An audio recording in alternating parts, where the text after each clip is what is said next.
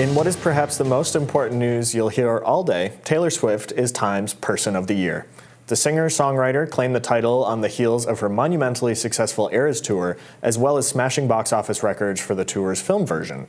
I realized every record label was actively working to try to replace me. I thought instead I'd replace myself first with a new me. It's harder to hit a moving target, Swift told the magazine as part of a sprawling retrospective into the 33-year-old's career. But some caution Swift there could be some unintended repercussions from her win. Ex-owner Elon Musk, a previous recipient of Time's Person of the Year award in 2021, congratulated Swift before quipping, "There was some risk of popularity decline after this award. I speak from experience, LOL." And while most were just as excited as the Swifties on the artist's win, not everyone was so gung-ho. A number of conservative commentators viewed Swift's win as an indictment of the American cultural landscape.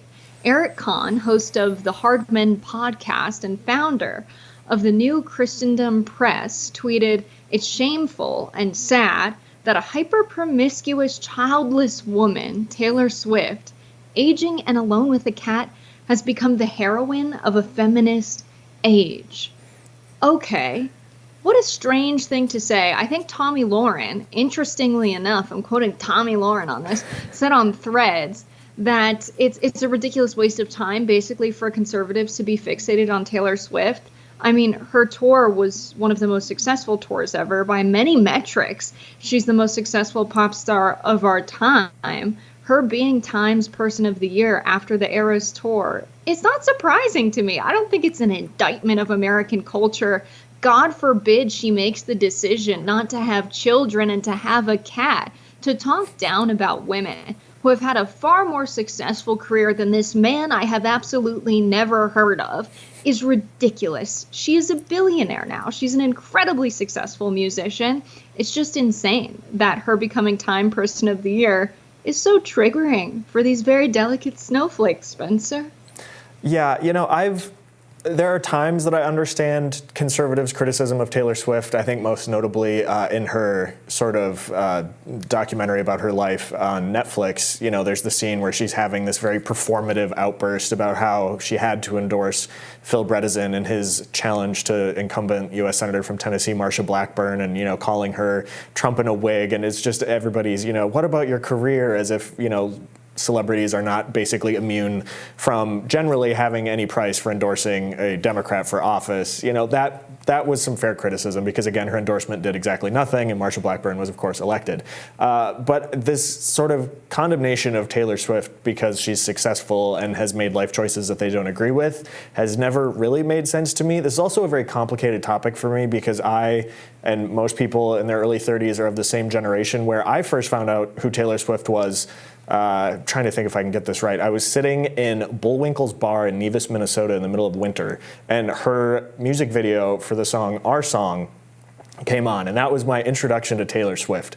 And looking at that compared to now when she's making $1 billion on a global, stage show is just insane. And I feel like more people should celebrate that kind of success because it definitely didn't come easy. She had, the whole Kanye West incident, the I'm gonna let you finish thing. She's faced a lot of issues with her own record label and who had the rights to her songs.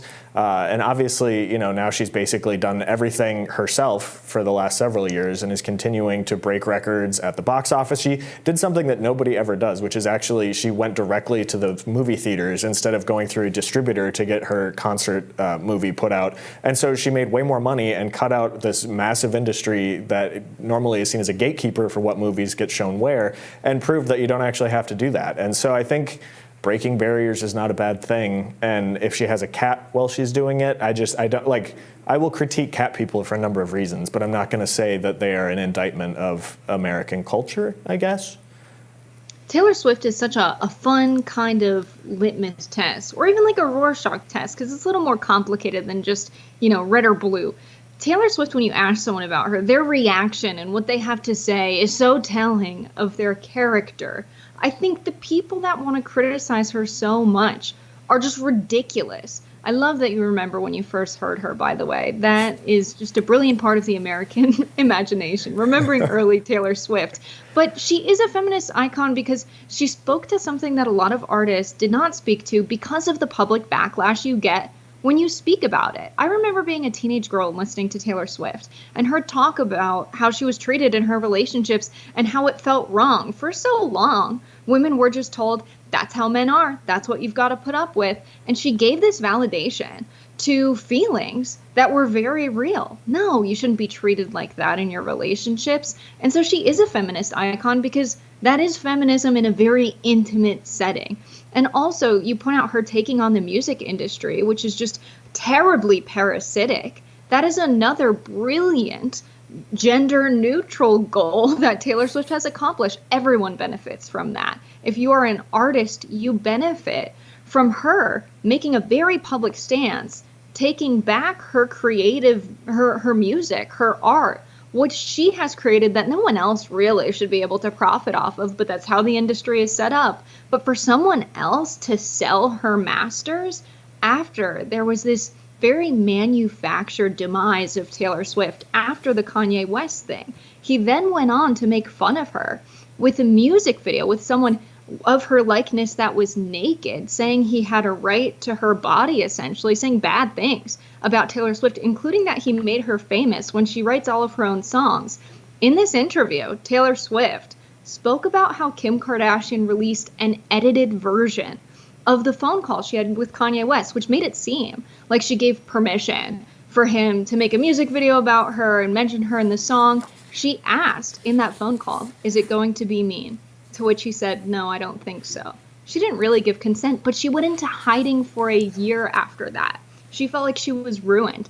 That is insane. So what's been exposed in this, a lot of people are saying Kim Kardashian is now canceled. Her comments are flooded with all of these snake emojis. It's an absolutely insane situation. And I think she's kind of a legend for everything she's accomplished, and a better person, I think, than last year's Time Person of the Year, Zelensky. Yeah, I usually when they announce the new one, I go back and take a look at who won the previous, 4 or 5 years, and I'm always kind of like, oh, that's interesting. But you're right, last year it was Zelensky. The entertainment industry is so, it's very much similar to, journalism and the media industry, but just with, it seems, more money and more chaos, at least a little bit. Nobody, if they get, roasted in a TV interview, is going to go make a music video depicting the person who roasted them naked in a bed with everyone else, like Kanye did.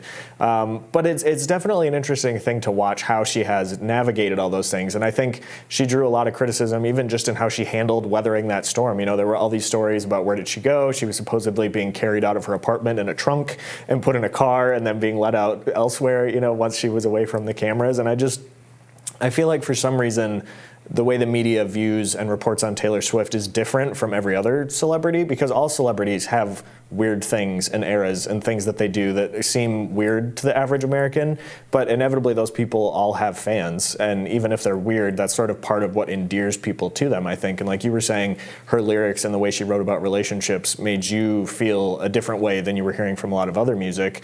And I think, as many people as there are who agree with you, there are just as many people, including some people I know, who are, wish she would just shut up about her relationships. But half, if not maybe 90% of music is probably written based on relationships and feelings and things like that. And so, telling somebody that, oh, don't write about your relationship, even though that's kind of the basis of the music industry, I just feel like there's been, I don't know that it's a double standard, because every celebrity, musician, artist has critics, but it just seems like she brings out a certain corner of the critics that's just a little bit stranger.